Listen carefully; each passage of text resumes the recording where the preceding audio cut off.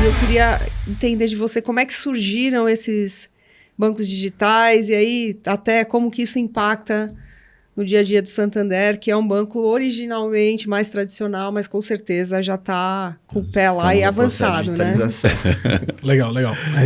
Os primeiros bancos digitais surgiram de 2016 para cá, né? Banco Original, Inter, que são fusão de outros bancos, outras instituições financeiras que se tornaram digitais o processo de onboarding, que é abertura de conta, né? PLD, compliance, etc., e a conta digital. Então isso veio de 2016, mas já de uma fusão antiga, de um processo.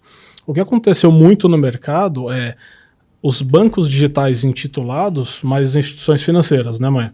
Então a gente traz uma série, por exemplo, um Mercado Pago, um próprio Nubank, que é uma instituição de pagamentos, que é o emissor de moeda eletrônica, na sua maioria pré-pago, ou seja, diferente do banco que você consegue ter um limite operacional, um financiamento, o próprio câmbio, investimentos que um banco múltiplo oferece, surgiram, né, muitas instituições de pagamentos onde você tem uma conta pré-paga. Primeiro você abastece a conta para depois você utilizar.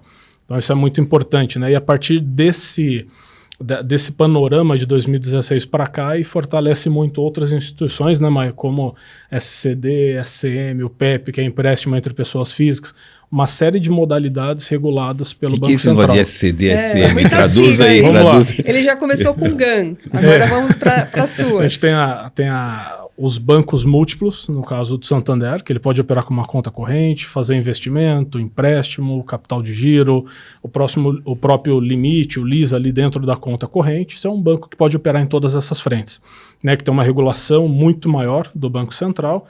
E de 2016 para cá surgiram as IPs, que são instituições de pagamento, né, que ele é um meio de pagamento eletrônico e para isso ele utiliza uma conta digital. Então, muitas vezes você abre a conta em um banco digital, mas não é um banco como um Banco Santander. Ele é um banco digital, onde você tem uma conta corrente, saldo pré-pago, né, e a partir dali o que você pode fazer? Transferências, Pix, TED, pagamentos. Na IP para por aí. Aí normalmente recorre-se aos bancos tradicionais para você ofertar outro serviço para o teu público. Então você ofertar um seguro, para você ofertar próprio investimento, aí você traz uma instituição financeira que é quem pode ofertar isso no mercado, né? Quando a gente fala em outras siglas, por exemplo, um SCD é uma sociedade de crédito direto.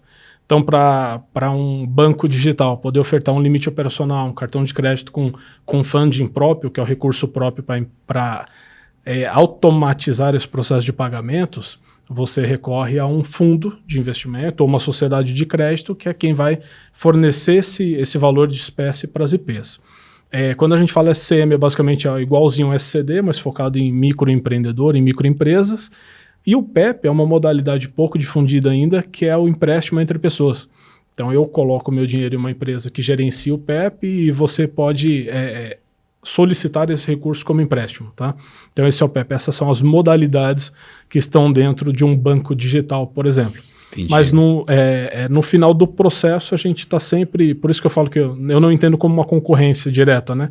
Porque no final, quando a gente envolve o numerário, quando a gente envolve um investimento, quando a gente envolve um financiamento imobiliário de automóvel, as instituições financeiras, os bancos digitais, recorrem aos tradicionais para poder ofertar esse serviço, né? E eles utilizam dinheiro também, né? Para você escalar o negócio hoje, ainda você tem essa necessidade de ofertar para o cliente a solução de dinheiro. Então é muito comum essas fintechs, startups também sacar dinheiro físico. Acho que o grande ponto aqui que eu queria destacar eles nascem com tecnologia de ponta, né? As digitais nascem com tecnologia de ponta, tem uma sinergia muito importante. Então a decisão, né, de você lançar um produto é muito mais fácil.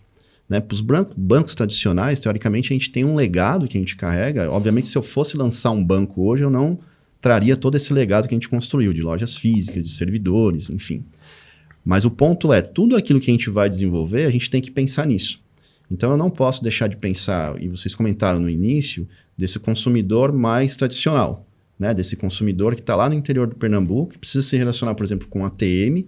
Então, tudo que a gente constrói, eu tenho que pensar em N tipos de consumidores, né? É muito comum voltar para a prancheta e falar, puxa, erramos aqui, porque é muito mais fácil você desenvolver uma coisa para a pessoa que fica ali na Vila Nova Conceição do que você ir num interior do Brasil, né? Então, acho que essa é a facilidade. Eu costumo dar de exemplo aqui, como se fosse um automóvel, né? Se eu pegar um automóvel dos anos 80 e querer colocar todas as soluções que eu tenho hoje, GPS, sensor de ré, né? Aquele sensor lateral. Se eu for fazer isso num carro dos anos 80, eu vou gastar muito dinheiro. Né? Então, o nosso desafio é exatamente esse, né? Customizar soluções digitais para aquilo que a gente ainda carrega, né, lá do passado. Sim. Então, esse é o desafio. E as digitais estão aí para desafiar. Acho que tem espaço para todos, mas o ponto que fica né, eles ainda têm uma dificuldade de precificação, né, a parte de margem, porque eles estão trazendo esse consumidor com atrativos de tarifa muito baixas. E no momento que eles forem cobrar, isso vai gerar esse desconforto, porque teoricamente eles estão ali num processo de rentabilizar ainda esse cliente, trazer esse cliente para dentro, e o que não está acontecendo é esses bancos darem resultados.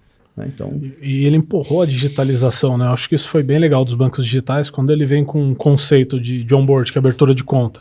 100% digital, você sobe um documento, ele chama enriquecimento de dados, né? É isso, né? Ele preenche todos os dados, já traz tua mãe, endereço, telefone e preenche para você esse onboard.